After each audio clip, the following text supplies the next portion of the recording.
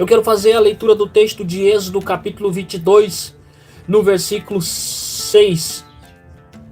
Escuta só o que diz este texto. Estou aqui com a minha Bíblia aberta.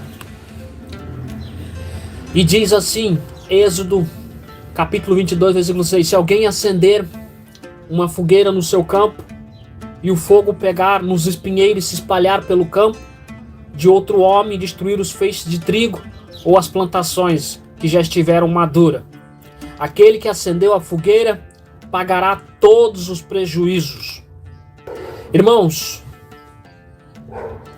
diz o texto, se alguém causar um incêndio e esse fogo se alastrar para destruir uma propriedade de outra pessoa, quem iniciou o fogo deve compensar os danos. Por isso o tema da mensagem de hoje. Quando o fogo se espalha,